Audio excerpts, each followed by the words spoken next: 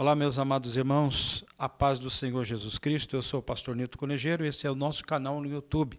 Nós estamos fazendo a exposição da primeira carta de João e hoje nós estaremos entrando no capítulo de número 2. Nós leremos do versículo 1 até o versículo de número 14. Diz assim a palavra de Deus: Meus filhinhos, estas coisas vos escrevo para que não pequeis, mas se alguém pecar, temos um advogado para com o Pai, Jesus Cristo, o justo. E ele é a propiciação pelos nossos pecados, e não somente pelos nossos, mas também pelos de todo o mundo. Nisto sabemos que o conhecemos, se guardarmos os seus mandamentos. Aquele que diz, eu conheço, mas não guarda os seus mandamentos, é mentiroso, e nele não está a verdade. Mas qualquer que guardar a sua palavra, o amor de Deus está nele verdadeiramente aperfeiçoado. Nisto conhecemos que estamos nele. Aquele que diz que está nele, também deve andar como ele andou. Irmãos, não vos escrevo mandamento novo, mas mandamento antigo, que é desde o princípio, desde o princípio tiveste, digo. Este mandamento antigo é a palavra que desde o princípio ouvistes. Versículo 8. Outra vez vos escrevo um mandamento novo, que é verdadeiro nele e em vós, porque vão passando as trevas e já a verdadeira luz alumia. Aquele que diz que está na luz e aborrece a seu irmão, até agora está em trevas. Aquele que ama a seu irmão está na luz, e nele não há tropeço. Mas aquele que aborrece a seu irmão está em trevas, anda em trevas, e não sabe para onde deve ir, porque as trevas lhe cegaram os olhos. Filhinhos, escrevo-vos, porque pelo seu nome vos são perdoados os pecados. Pais, escrevo-vos, porque conhecestes aquele que é desde o princípio. Jovens, escrevo-vos, porque venceste o maligno. Eu vos escrevi filhos, porque conhecestes o Pai. Eu vos escrevi pais, porque já conhecestes aquele que é desde o princípio. Eu vos escrevi jovens, porque sois fortes, e a palavra de Deus está em vós, e já vencestes o maligno. Vamos orar a Deus para que o Espírito de Deus possa iluminar os olhos do nosso entendimento, para que possamos compreender esta palavra à luz das Escrituras, em nome de Jesus. Querido Deus e querido Pai, queremos te louvar, Senhor, e bendizer a ti, Senhor. Queremos pedir a tua bênção, Jesus, por tudo que o Senhor tem feito. Queremos pedir que o teu Espírito Santo abra os olhos do nosso entendimento para que possamos compreender esta palavra, Senhor, para a glória do teu nome, para a nossa edificação, em nome de Jesus Cristo. Amém. Meus queridos irmãos, antes de nós entrarmos nesse texto, quero dizer ou quero pedir para que, se você ainda não é inscrito no nosso canal, você possa se inscrever nesse canal. Você não somente é um inscrito do canal, mas você é um companheiro que nos ajuda a levar esta palavra aonde quer que ela chegue para a glória de Deus.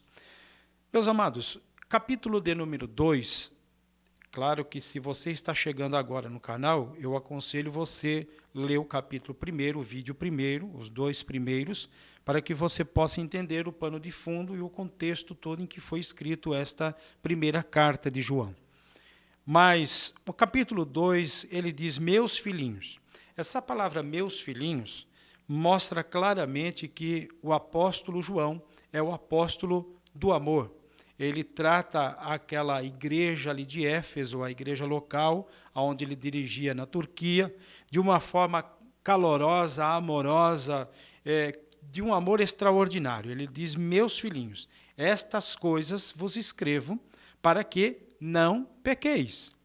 Mas, se alguém pecar, temos um advogado para com o Pai, Jesus Cristo, o justo.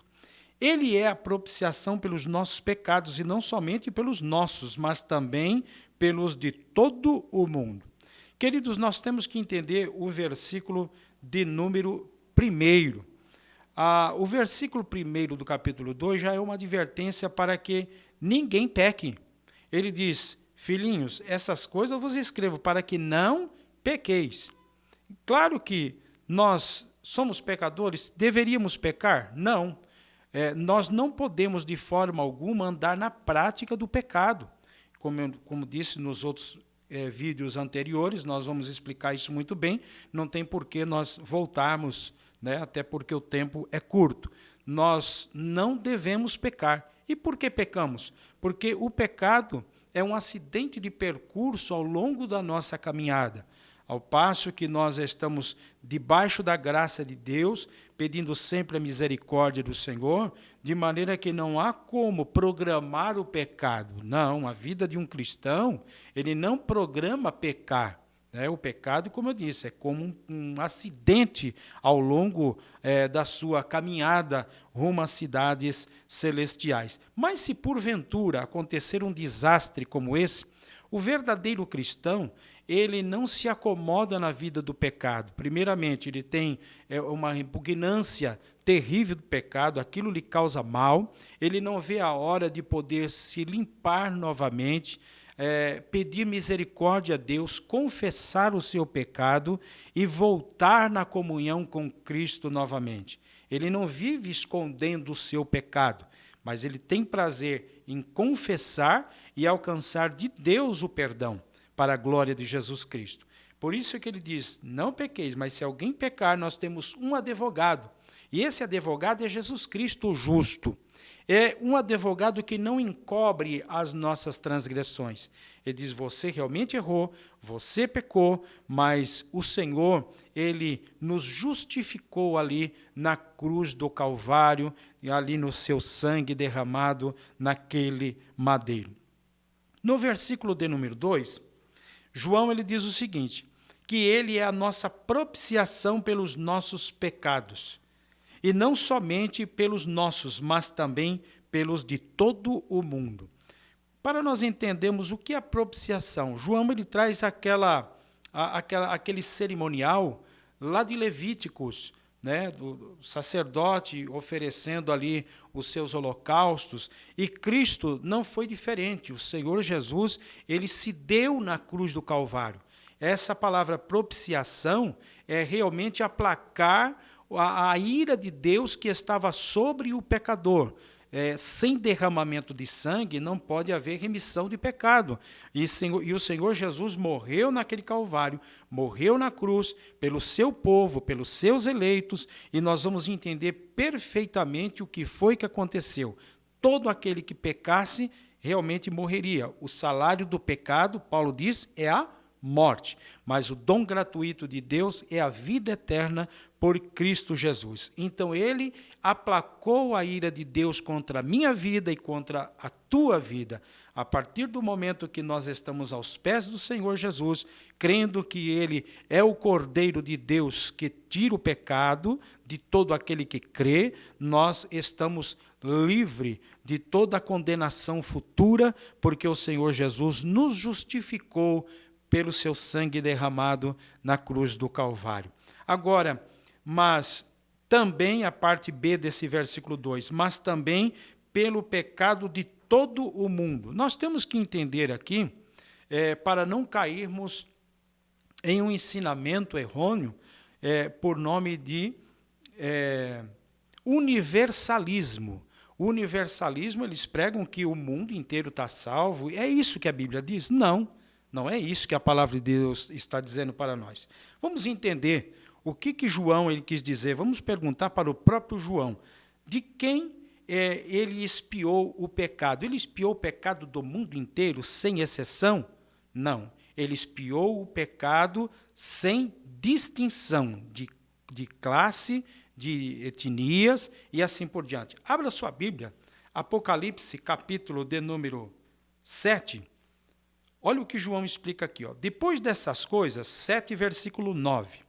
Depois destas coisas olhei, e eis uma multidão, a qual ninguém podia contar, de todas as nações, tribos, povos, línguas, que estavam diante do trono e perante o Cordeiro, trajando vestes brancas e com palmas nas suas mãos. Glória a Deus. Então, João escreve para uma comunidade cristã que recebeu o Senhor Jesus Cristo, está com Cristo, e ao mesmo tempo ele diz que esta graça maravilhosa, ela não alcançaria somente o povo de Israel, só os judeus dispersos entre as nações, mas também a todo aquele que crê, espalhados pelo mundo inteiro para a glória de Deus. Os judeus, eles tinham aquele pensamento de que a salvação era somente para eles, somente o povo judeu. Por isso que a Bíblia fala, não, é para o restante do mundo inteiro. Agora, para nós entendermos um pouquinho melhor, veja o que está escrito em Romanos. Romanos capítulo 3. Romanos 3. Diz aqui o versículo de número 29. É porventura Deus somente dos judeus? É uma pergunta. E não é também dos gentios? Outra pergunta. Também dos gentios, certamente. 30. Visto que Deus é um só, que justifica pela fé a circuncisão, ou seja, justifica o judeu pela fé, né, que são aqueles que eram circuncidados, e por meio da fé a incircuncisão, ou seja, os gentios. Hoje nós não precisamos fazer parte de um ritual judaico para poder ser aceito por Deus. Então o Senhor tanto é o que justifica o judeu como justifica o gentio, para a glória do Senhor. João capítulo de número 3, nós temos tudo isso para entender que mundo no que diz a própria palavra, não é o mundo todo sem exceção, mas é o mundo sem distinção de classe, como já foi dito. Vamos ler aqui João 3, mas João 3,16 está escrito aqui o seguinte: porque Deus amou o mundo de tal maneira que deu o seu Filho unigênito para que todo aquele que nele crê não pereça, mas que tenha vida eterna. E aí? Ele amou o mundo inteiro? Claro, Deus ele ama toda a sua criação, mas a continuação do versículo 16 está dizendo que a todo aquele que nele crê não pereça, mas que tenha vida eterna. É só continuar lendo a pregação de Jesus aqui a Nicodemos, que ele vai dizer o versículo 19, nós lemos o 16, olha aqui, aliás, o 18. Quem crê nele não é condenado. Quem crê em quê? Quem crê em Jesus não é condenado. Mas quem não crê já está condenado. Não é que vai ser condenado, ele permanece condenado. E nós vamos entender por que ele já está condenado. Porquanto não crê no nome do unigênito Filho de Deus. Aí, versículo 36, do mesmo capítulo, ele vai dizer, aquele que crê no Filho, em Jesus Cristo, tem a vida eterna, mas aquele que não crê no Filho não verá a vida, mas a ira de Deus, não aplacada, não espiada, né, sobre a pessoa de Jesus, mas a ira de Deus sobre ele permanece. Deu para entender agora que só há uma solução para nós podermos ficar livres do nosso pecado, realmente é estar debaixo da cruz de nosso Senhor e Salvador Jesus Cristo. Não somos salvos por pertencer a uma denominação, ou por ser mais bonito do que o outro, ou permanecer em uma igreja N nomes que existe por aí, ter um CNPJ, não. Somos salvos em Cristo Jesus por ser justificados por Ele, termos o nosso pecado pago nele. O justo morreu pelo injusto, para a glória de Deus. Amém? Então, versículo de número 3. Nisto sabemos que o conhecemos, se guardarmos os seus mandamentos. Ora, então nós temos que fazer o seguinte: nós temos que crer que há um Deus criador dos céus e da terra, temos que crer que Jesus Cristo é o Filho unigênito de Deus, que veio em carne, né, para expiar o nosso pecado. Nós temos que ter comunhão com os nossos irmãos, para a glória de Deus, e ao mesmo tempo não viver na prática do pecado. Nisto sabemos que conhecemos, se guardarmos os seus mandamentos. Não tem como. Aquele que diz, olha o 4, aquele que diz, eu conheço a Deus, eu tenho a minha religião, eu tenho o meu Deus, mas não guarda os seus mandamentos, é mentiroso. Eu creio na Bíblia, mas não creio em ti, por favor. E nele não está a verdade. 5. Mas qualquer que guarda a sua palavra, o amor de Deus Pai está nele verdadeiramente aperfeiçoado. Nisto conhecemos que estamos nele, para a glória de Deus.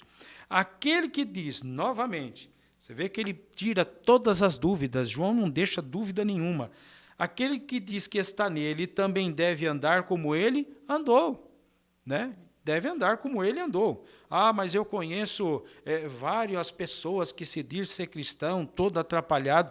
Ora, prova disso que não é verdadeiramente um cristão. Ele pode ser que tenha um apelido de cristão, mas o verdadeiro cristão, ele está aqui amparado nas Escrituras. Ele é perfeito? Não, mas ele não tem prazer em viver em coisa errada.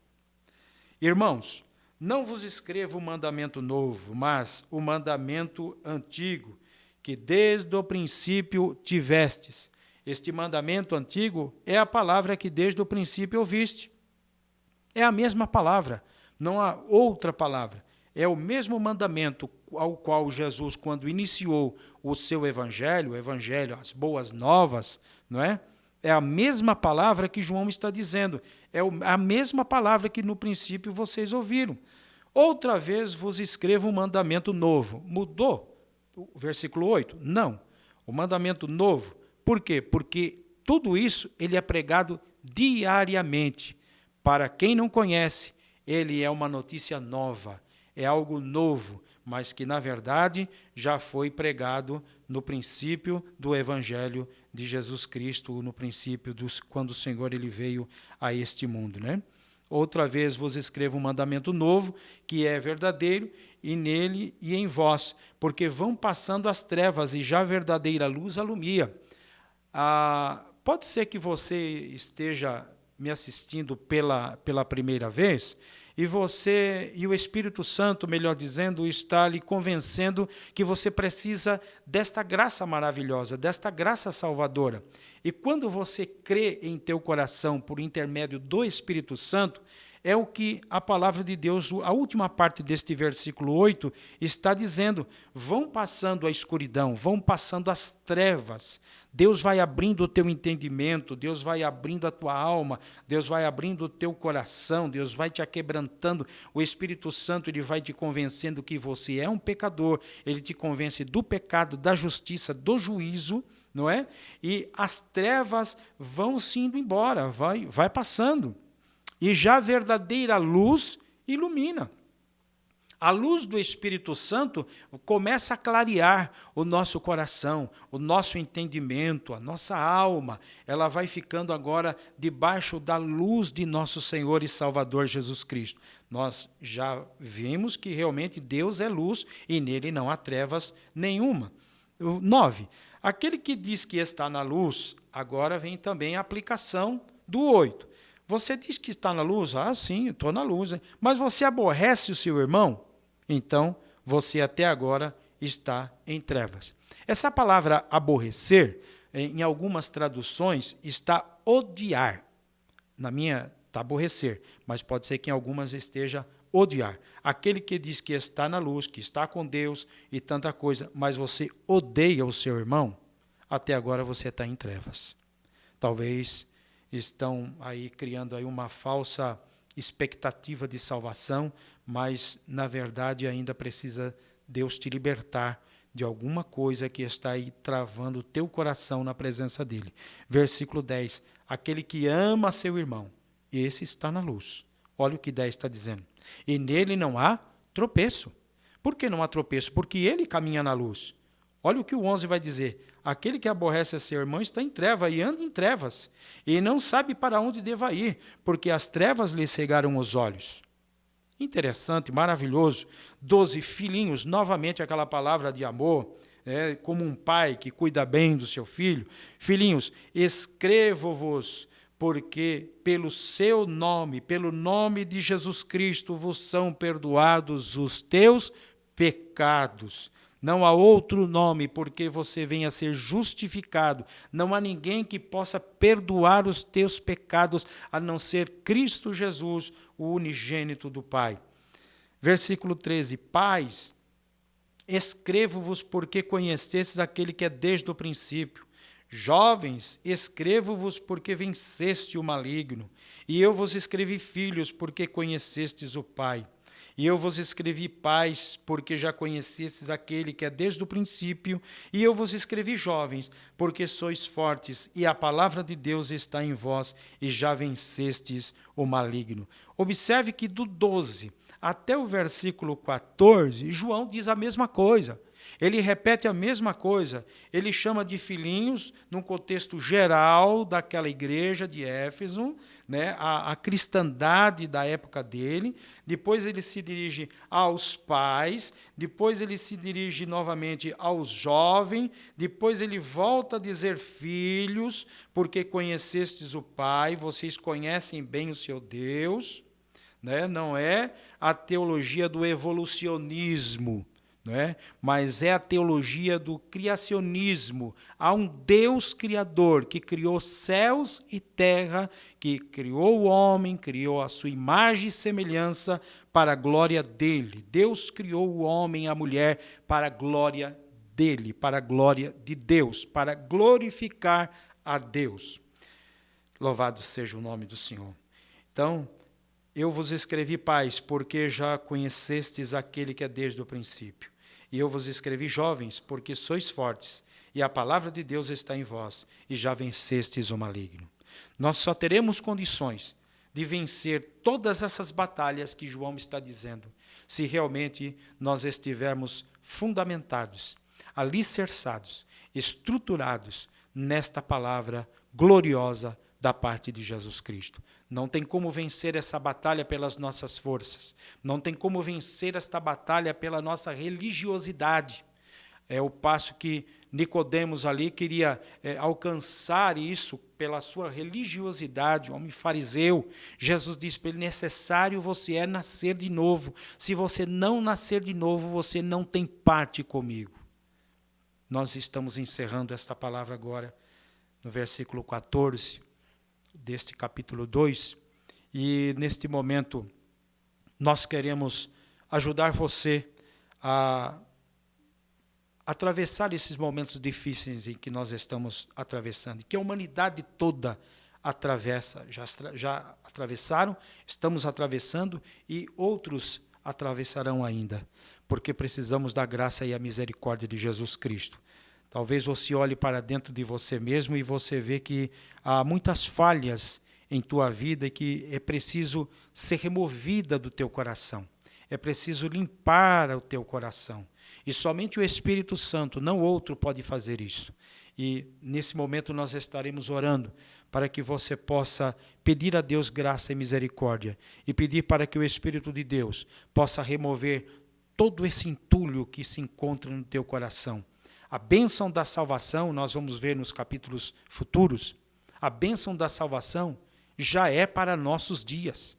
A certeza de salvação já é para os nossos dias, porque aqueles que não têm a Cristo já têm o peso do juízo da condenação de Deus. Logo, aqueles que estão em Cristo, nova criatura é. As coisas velhas se passaram, tudo se fez novo. Então, nós temos que realmente acreditar que a bênção da salvação, nós já estamos desfrutando dessas maravilhas. E é preciso que você tome posse desta maravilha, tome posse desta bênção, entenda esta palavra. Peça que o Espírito de Deus ilumine os olhos do teu entendimento, que você não será salvo, você já é salvo em Cristo Jesus, o nosso Salvador. O sacrifício ainda não será na cruz, o sacrifício já foi na cruz para o povo dele, para aqueles que realmente creem no Senhor Jesus Cristo. Que Deus possa te abençoar. E nós estaremos orando nesse momento, intercedendo pela tua vida, em nome de Jesus. Soberano e eterno Deus, Pai de nosso Senhor e Salvador Jesus Cristo. Ó Deus, mediante a tua palavra, Senhor, nós queremos pedir a tua bênção sobre a vida de todo aquele que ouve esta palavra, que está ouvindo esta palavra. Deus, estenda as tuas mãos. Pai, que o Teu Espírito Santo possa convencê-los, aquele que ainda não te serve, que só uma maneira de termos os nossos pecados sendo justificados, Senhor, é através do Teu sangue derramado no madeiro. Pai, estenda Tuas mãos sobre essa alma aflita, desesperada, ó Deus, desesperançosa, que não tem certeza da sua salvação, que eles possam entender e acreditar que nós já desfrutamos das bênçãos celestiais futuras para a glória do Teu nome. Deus, em Teu nome nós queremos Te pedir a Tua bênção sobre todas as nossas vidas, em nome de Jesus Cristo. Obrigado, Senhor. Amém, Jesus. Que Deus em Cristo possa Te abençoar grandissimamente, em nome de Jesus. Amém. Se você ainda não é inscrito no canal, nos ajude. Se inscreva nesse canal para que essa palavra possa alcançar outras vidas necessitadas em nome de Jesus. Deus abençoe.